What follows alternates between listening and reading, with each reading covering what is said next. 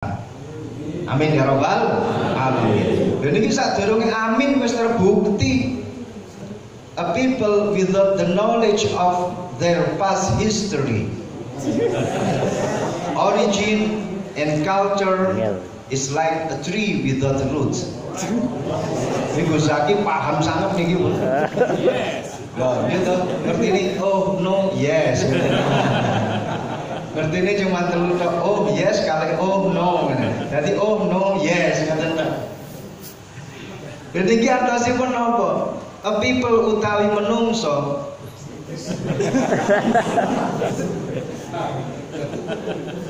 without the knowledge, kelawan tanpa pengetahuan of their past history, maring sejarah masa lalune, origin asal usule, and culture lan budayane is like a tree. Iku dadi khobare a people niku. Iku is like a tree. Sama tepuk tangan paham tak? Iku is like a tree. Koyok wit-witan without roots, kelawan tanpa akar. Dadi wong niku lek seumpama gak ngerti asal usule, gak ngerti sejarahe. Dadi Ansor gak ngerti sejarahe Ansor. Dadi Rijalul Ansor gak ngerti sejarahe Rijalul Ansor. Dadi wong NU gak ngerti sejarahe NU, yo gak ngerti asal usule NU, yo gak ngerti kalau budayane NU. Naudzubillah min dzalik. Itu seperti pohon yang tidak punya akar. Maka dia bisa terombang-ambing, bahkan bisa jatuh gara-gara nggak kuat berdiri kokoh, mudah diterpa angin. Alhamdulillah awake dhewe bara rawuh Ansore ngerti sejarahe. Niki wau sampun dionceki sejarahe kaliyan Gus Zaki. Ansor kuwi teko ndi? Apa hubungane karo Muhajirin? Tugase Ansor kuwi apa? Akhire dijak kali Gus Zaki, ayo awake dhewe kudu ikhlas kaya dene sahabat Ansor sing ngancani bantu sahabat Muhajirin sing bareng-bareng negakna agama Islam. Niki berarti luar biasa. Ketua PCGP Ansor Trenggalek punya kalian ini adalah ketua PC yang betul-betul memiliki dasar yang kuat. Arek didongakne sakniki, didongakne muga-muga munggah jabatane sakniki ketua PC, sok tak dongakno dadi ketua umum PC Ansor. PC Ansor, ketua umum GP Ansor. Dan dari Gus Yakut Gus. Kode gedine. Dongakno ya gak ketang tahun 2250. Dadi awake dhewe alhamdulillah dipun wuruhi kados ngeten niki acara maulidan, terus matur ngoten dijak acara manakiban, dijak acara-acara lintunipun yang semuanya ini adalah tradisi-tradisine simbah bae awake dhewe. Mugi-mugi ini menjadi lantaran kita semakin kuat berada di tengah-tengah masyarakat. Amin ya rabbal alamin. Lho niki tradisi. Yang jadi aneh lagi, tradisi ini dulu adalah sesuatu tradisi yang masyhur. Tahun 362 Bani Fatimiyah mengadakan acara ini gede-gedean. Kemudian beberapa tahun berikutnya atau mungkin beberapa puluh tahun berikutnya ini menjadi tradisi yang besar juga di lingkungan para Ahlus Sunnah wal Jamaah. Kemudian menjadi tradisi juga di lingkungan Nahdlatul Ulama, khususnya Nahdliyin yang ada di Indonesia. Ini tradisi yang masyhur.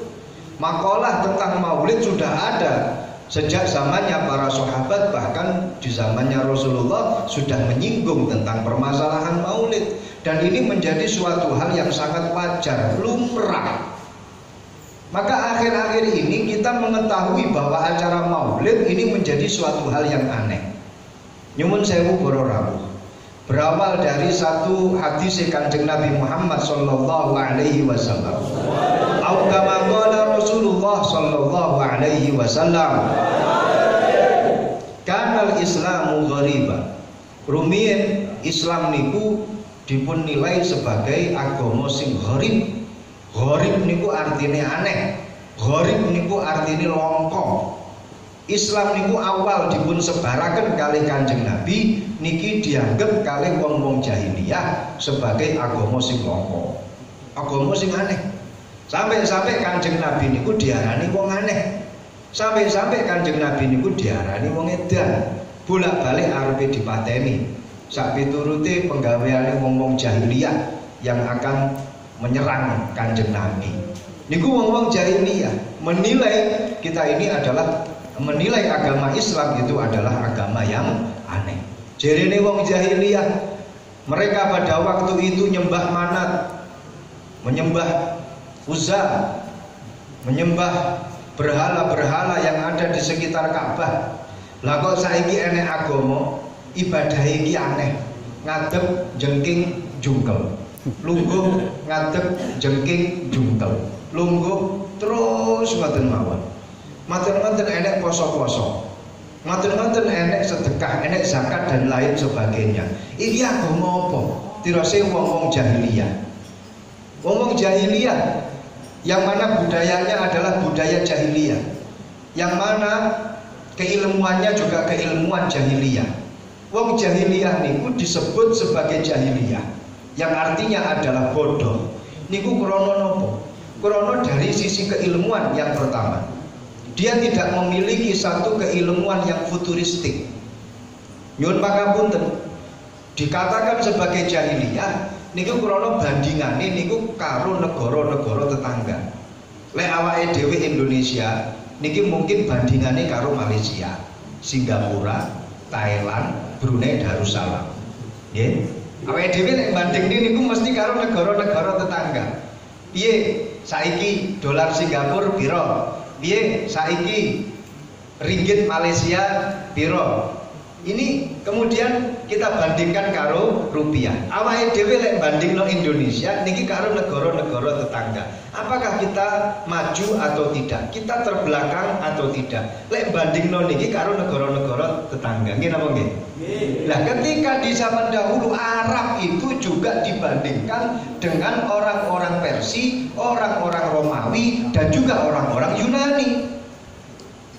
Di samping itu adalah negara-negara tetangga, karena memang negara-negara ini berasal dari satu nenek moyang. Berasal dari Nabi Nuh alaihi salam, duwe anak jenenge Sam. Sam itu adalah putra Nabi Nuh yang menurunkan Arab, Romawi, Yunani dan Persia. Satu nasab, nasabe tenggone Sam ibn Nuh. Makanya wong Arab niku dulu dibandingkan dengan Yunani, dibandingkan dengan Romawi, dibandingkan dengan Persia. Pada saat itu orang-orang Yunani niku wis duwe Sokrates, Aristoteles, punya satu kemajuan dalam sains, punya satu kemajuan dalam sisi keilmuan. Kemudian di Romawi ada Bardisbah, di Romawi itu ada kebudayaan Zoroaster yang luar biasa.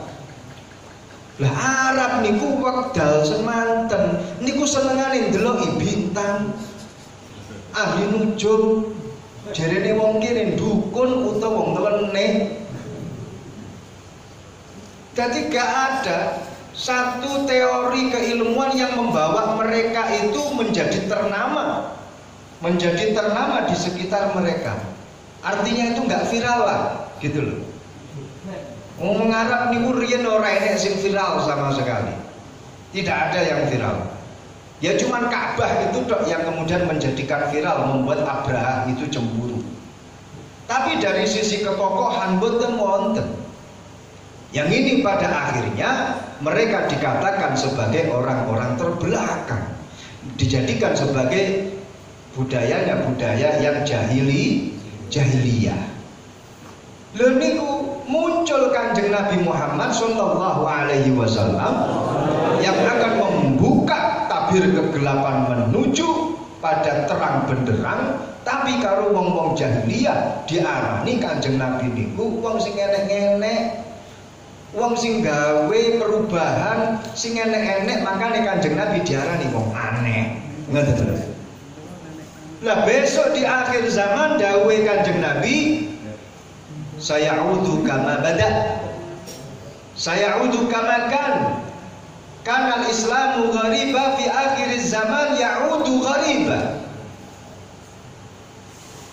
Besok tanggone akhir zaman Islam niku balik gharib kaya awal dhisik.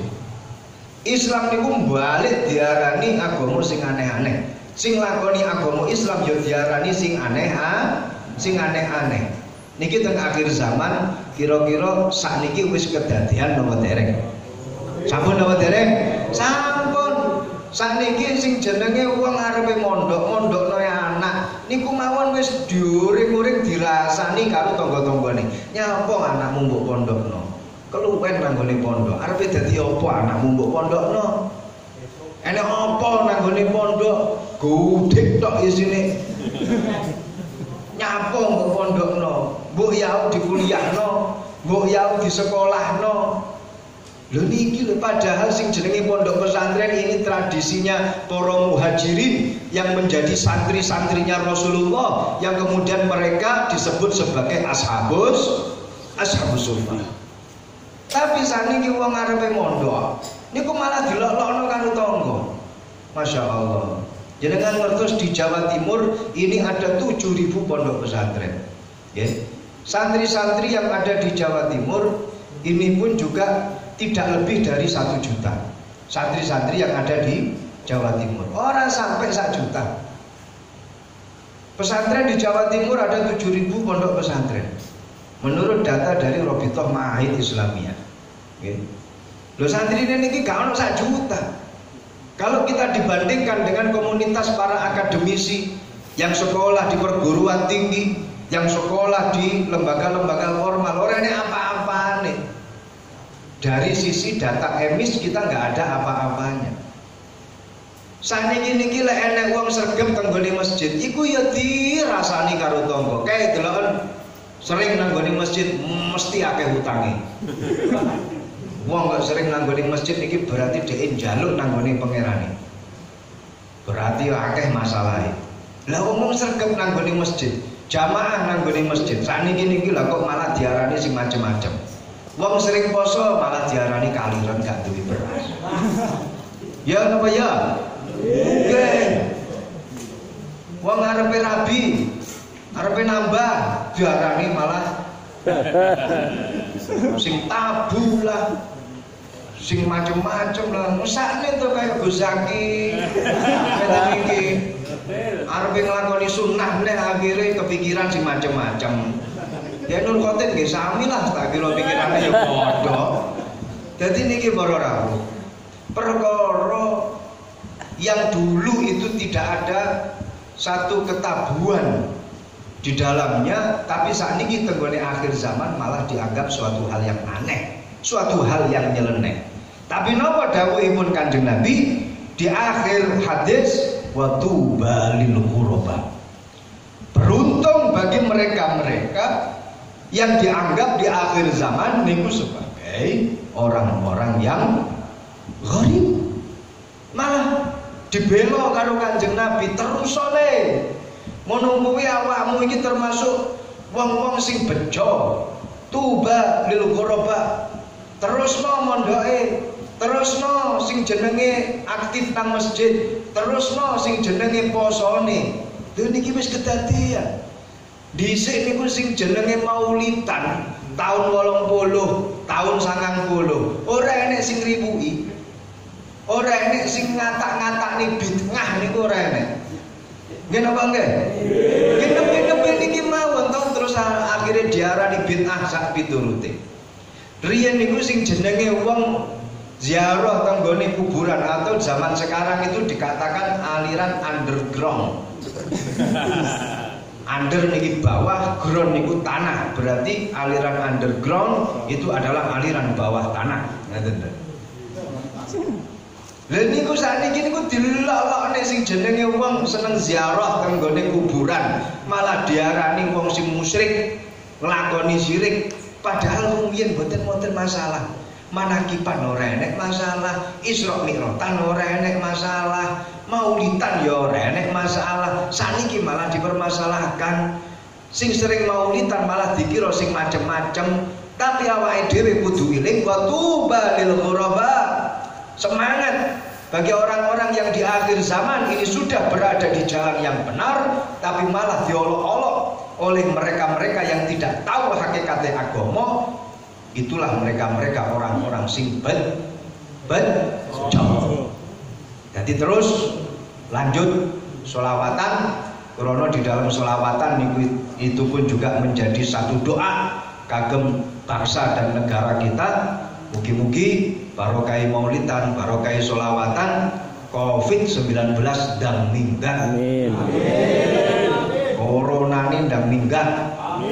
Walaupun toh demikian awake dhewe juga tetap waspada, tetap mengikuti protokol kesehatan, waspada dengan COVID-19, juga waspada dengan corona.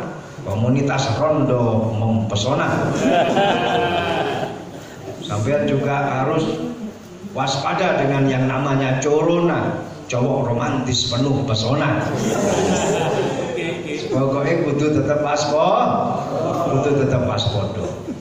Para rawuh hadirin hadirat ingkang dipun mulyakaken Allah Subhanahu wa taala.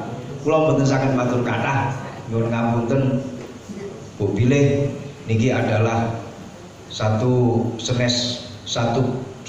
cerita pengantar tidur ngoten mawon. Nggih, sanes Mauidhatul Hasanah ndang mauidhah niku wau Gus Zaki kali Gus Nasir, kula namung nambahi sekedhik kemawon. Biasane niku wong lek tambah niku biasane niku luwih titik daripada mangan sing pertama. Nggih napa nggih? Wong tanduk niki biasane